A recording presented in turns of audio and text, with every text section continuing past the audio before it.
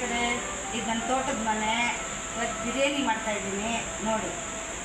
ಫಸ್ಟಿಗೆ ಚಕ್ಕೆ, ಲವಂಗ, ಪಲಾವು ಎಲೆ ಇದನ್ನೆಲ್ಲ ಹಾಕ್ಕೋಬೇಕು.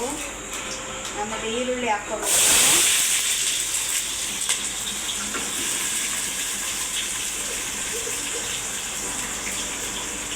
ಈರುಳ್ಳಿ ಕೆಂಪಗೆ ಬರಬೇಕು, ಅಲ್ಲಿವರೆಗೂ ಚೆನ್ನಾಗಿ ಫ್ರೈ ಮಾಡಬೇಕು.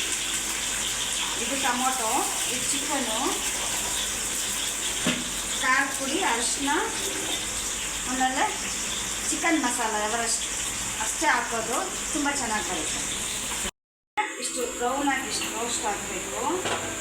ನಂತರ ಶುಂಠಿ ಬೆಳ್ಳುಳ್ಳಿ ಪೇಸ್ಟ್ ಹಾಕಬೇಕು. ಈರುಳ್ಳಿ ಎಷ್ಟು ಚೆನ್ನಾಗಿ ಕೆಂಪಗಾಗುತ್ತೆ ಟೇಸ್ಟ್ ಅಷ್ಟು ಚೆನ್ನಾಗಿ ಬರುತ್ತೆ.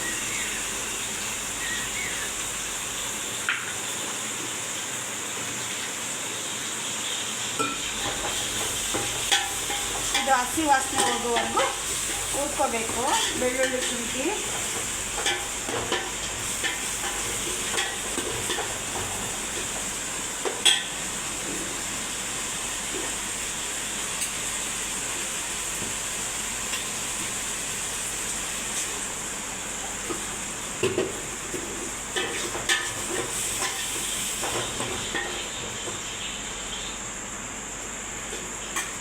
ಇದಾದ್ಮೇಲೆ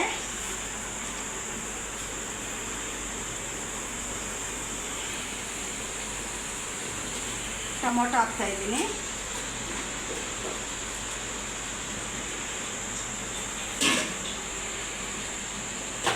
ಟೊಮೊಟೊ ಚೆನ್ನಾಗಿ ಸ್ಮ್ಯಾಶ್ ಆಗಬೇಕು.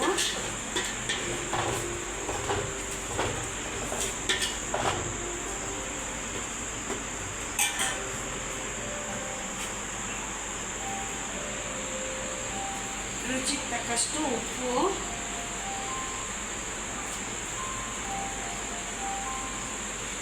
ಅರಿಶಿನ, ಖಾರದ ಪುಡಿ,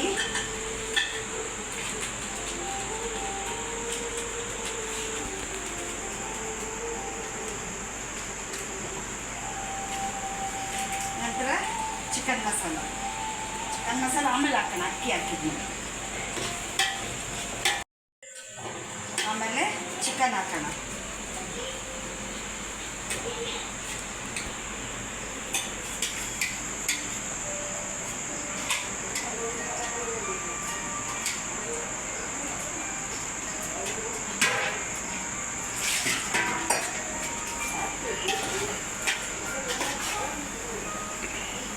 ಖಾರದ ಪುಡಿ, ಅರಿಶಿನ, ಈರುಳ್ಳಿ, ಟೊಮೊಟೊ, ಚಕ್ಕೆ, ಲವಂಗ,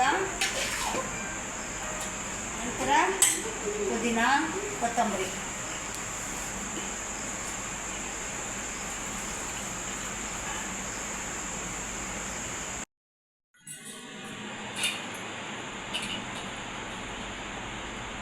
ಎಷ್ಟು 2 ಗ್ಲಾಸ್ ಅಕ್ಕಿನಾ? 2 ಗ್ಲಾಸ್ ಅಕ್ಕಿ. ಇವಾಗ ಚಿಕನ್ನು ಎಲ್ಲ ಮಾಡಿ ಚಕ್ಕೆ ಲವಂಗ ಎಲ್ಲ ಆಗಿದೆ, ಫ್ರೈ ಎಲ್ಲ ಆಗಿದೆ.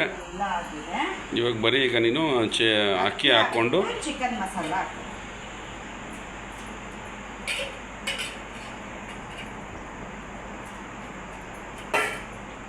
ಚಿಕನ್ ಮಸಾಲ ಎವರೆಸ್ಟ್ ಸಿಗಲಿಲ್ಲ, ಅದಕ್ಕೆ ಆಚೆ ತೊಗೊಂಡಿದ್ದೀವಿ.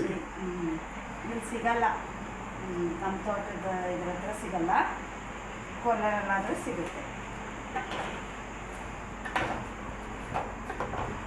ಇವಾಗ 2 ಗ್ಲಾಸ್ ಅಕ್ಕಿ ಹಾಕಿದೆ ಅಲ್ವಾ, ಕ್ಲೀನಾಗಿ ಕಲಿಸ್ಬಿಟ್ಟು 4 ಗ್ಲಾಸ್ ನೀರು ಹಾಕ್ಬಿಟ್ಟು ಬೇಯಿಸಿದ್ರೆ ಆಯಿತು. ಸಿಂಪಲ್ ಅಪ್ಪ, ಇದೇನೋ ಬಿರಿಯಾನಿ ಅಂದರೆ ದೊಡ್ಡದಾಗಿ ತಲೆ ಕೆಡಿಸ್ಕೊಳೋಂಥದ್ದು ಏನೂ ಇಲ್ಲ. ಬರೀ ಚಿಕನ್ ಮಸಾಲೆ, ಬೆಳ್ಳುಳ್ಳಿ, ಶುಂಠಿ, ಈರುಳ್ಳಿ, ಕೊತ್ತಂಬರಿ, ಪುದೀನ, ಚಕ್ಕೆ, ಲವಂಗ, ಖಾರದ ಪುಡಿ ಇದ್ದರೆ ಸಾಕು. ಇನ್ಯಾವುದೋ ಹೋಮ್ ಮೇಡ್ ಮಸಾಲೆ ಅಂತೆ ಇನ್ನೊಂದು ಮತ್ತೊಂದು ಎಲ್ಲ ಬೇಕಾಗೇ ಇಲ್ಲ. ಸಿಂಪಲ್ ಆಗಿ ಅಕ್ಕಿ ತಗೊಂಡಿದ್ದೀನಿ, ಇದಕ್ಕೆ 4 ಗ್ಲಾಸ್ ನೀರು ಹಾಕ್ತೀನಿ.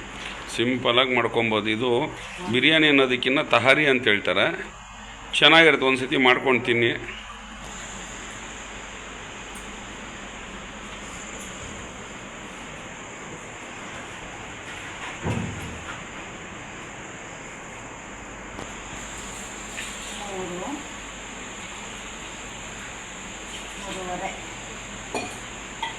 ಸಾಕು 2 ಗ್ಲಾಸ್ಗೆ.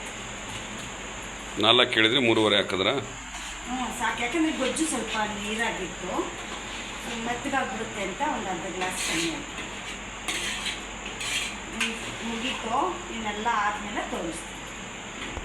ಬಿರಿಯಾನಿ ತುಂಬ ಸಿಂಪಲ್ಲು, ಅದು ತುಂಬ ಟೇಸ್ಟಿಯಾಗಿರುತ್ತೆ. ಮಾಡಿದ್ಮೇಲೆ ನಮ್ಮ ಯಜಮಾನ್ರಾಗಲಿ ನಮ್ಮ ಮಕ್ಕಳಾಗಲಿ ಮಮ್ಮಿ ಸೂಪರ್ ಅಂತಾರೆ ನೋಡಿ. ಅದ್ರ ಜೊತೆಗೆ ಈರುಳ್ಳಿ ಮೊಸರು ಬಜ್ಜಿ ಮಾಡಬೇಕಾಗಿತ್ತು, ಮಾಡಿಲ್ಲ. ಸಾಕು ಸಾಕು ಸಾಕು ಸಾಕು. ಓಕೆ ಬಾಯ್ ಬಾಯ್ ಹೇಳ್ಬಿಡು. ಬಾಯ್ ಬಾಯ್.